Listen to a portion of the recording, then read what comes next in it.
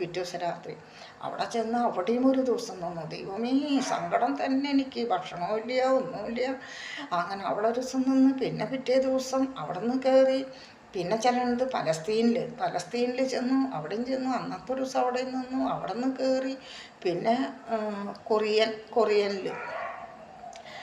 കൊറിയനിൽ ചെന്നു. അവിടെ ഒരു ദിവസം നിന്നു. പകലൊക്കെ ഇവർ ഉറക്കം വരുമ്പോൾ ഇവർ വണ്ടി എവിടെയും സൈഡ് ഒതുക്കും. ഇവർ കിടന്ന് ഉറങ്ങും. മരുഭൂമിയാണേ, വേറെ മരങ്ങളോ വീടുകളോ ഒന്നുമില്ല. മരുഭൂമി കൂടി ഈ വണ്ടി പോണത്.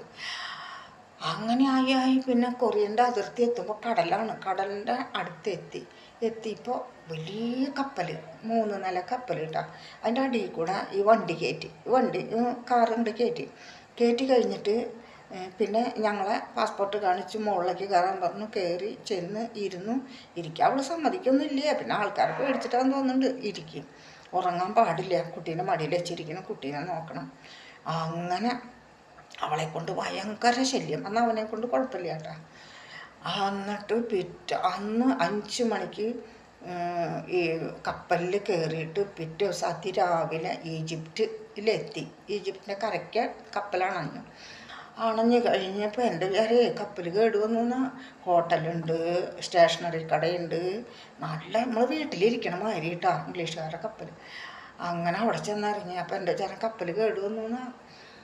അപ്പം ഞാൻ ഇറങ്ങാൻ പറഞ്ഞു. ഇറങ്ങി. പിന്നെ അവിടുന്ന് കാറിൽ കയറി. അന്ന് വൈകുന്നേരമാണ് ഇവരുടെ ഫ്ലൈറ്റിലേക്ക് എത്തണത്. ഇവരുടെ ഫ്ലൈറ്റ് വഴി മേടിച്ചിട്ട ഫ്ലൈറ്റ് ഉണ്ട്. അവിടെ ചെന്നു. അവിടെ രാത്രി ചെന്നു. എൻ്റെ പൊന്നി, കുട്ടികളെയൊക്കെ നോക്കി അവിടെ ഇരുത്ത്. മൈ എന്ന് പറഞ്ഞിട്ട് 2 കുട്ടികളുടെ പേര്, പെൺകുട്ടികളാണ്. ചെറുതാ, 1 വയസ്സും 2.5 വയസ്സും.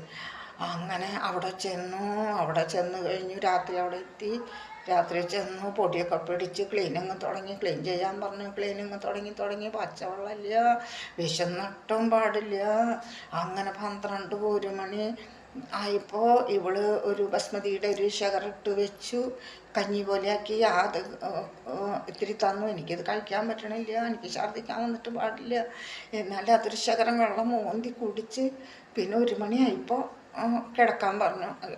അവരും കിടന്നോളാൻ പറഞ്ഞു. കിടന്നു. ഞാൻ രാവിലെ 8 മണിക്ക് ഞാൻ എണീച്ചു. രാവിലെ 8 മണിക്ക്. ഇവരെണീക്കുന്നത് 12 മണിക്കാണ്. അപ്പോൾ എനിക്കറിയില്ല കേട്ടോ ഈജിപ്തിൽ സമയ വ്യത്യാസം ഉണ്ട് എന്നുള്ളത്. അപ്പോൾ ഈജിപ്തിൽ രാവിലത്തെ ബ്രേക്ക്ഫാസ്റ്റ് കഴിക്കുന്നത് എപ്പോഴാണ്? ഉച്ചയ്ക്ക് 12 മണിക്ക് ഒരു കാപ്പി, ഒരു കുബൂസും കഴിക്കും. പിന്നെ അത് കഴിഞ്ഞ് പിന്നെ ഉച്ചഭക്ഷണം കഴിക്കുന്നത് വൈകിട്ട് 6 മണിക്ക് കേട്ടോ. എന്നിട്ട് ഈ 6 മണിക്ക് ഭക്ഷണം കഴിച്ചിട്ട് പിന്നെ പാർക്കിലേക്ക് പോകണം. അപ്പോൾ